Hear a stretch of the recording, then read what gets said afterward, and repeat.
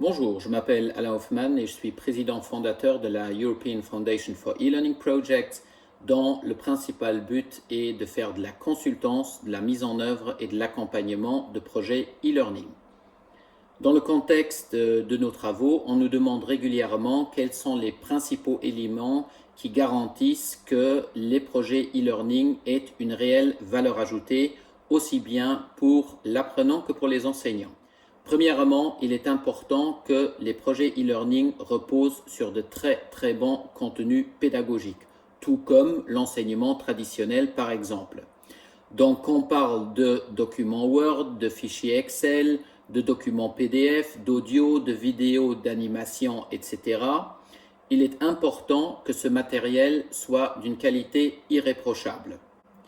Ensuite, le deuxième élément qui est important, c'est que l'apprenant soit mis au centre de la démarche e-learning. Ce n'est ni l'enseignant ni la technologie qui prime, mais c'est bel et bien l'apprenant qui prime. Et si on réussit à responsabiliser l'apprenant pour son parcours d'apprentissage, on est pour ainsi dire certain d'avoir une réelle valeur ajoutée au niveau de l'e-learning. Et cela entraîne bien entendu une autre position de l'enseignant dans cette démarche d'apprentissage en e-learning. L'enseignant n'est plus le sage on the stage, c'est-à-dire celui qui diffuse le contenu, la connaissance, les compétences aux apprenants, mais c'est plutôt le guide on the side, c'est-à-dire le coach qui encadre les apprenants, qui les encourage à s'engager dans une démarche d'apprentissage en semi-autonomie. Bien que le rôle de l'apprenant soit au centre, le rôle de l'enseignant reste absolument primordial. Et c'est le charisme et l'engagement de l'enseignant ou de l'e-teacher, comme on l'appelle dans une démarche e-learning, qui fait vraiment le succès des projets e-learning. Et on l'a vu à de très multiples reprises que plus les enseignants, plus les e-teachers sont engagés dans les démarches e-learning, plus la valeur ajoutée est garantie. Et c'est pour cela que nous disons toujours que the best app is the teacher app.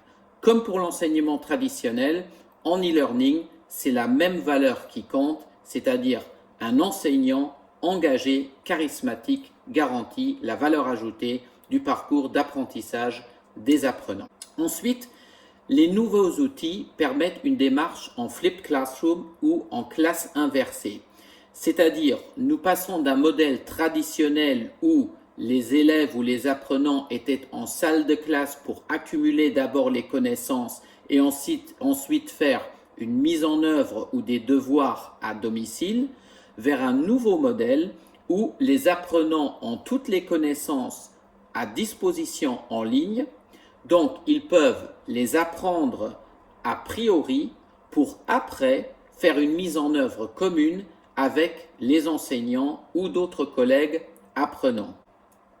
Ensuite, les nouvelles technologies et avant tout les tablettes permettent aux apprenants de travailler en mode nomade et mobile. Et cela apporte aussi une énorme valeur ajoutée au parcours d'apprentissage car les apprenants peuvent maintenant travailler à leur meilleure convenance. Leur vie personnelle et professionnelle n'est plus obligée à se conformer au modèle traditionnel d'une école, mais ils peuvent maintenant travailler quand ils le veulent, où ils le veulent, et donc c'est le modèle de l'apprentissage qui s'adapte à leur vie professionnelle ou personnelle, et ce qui entraîne bien entendu une valeur ajoutée énorme pour les apprenants.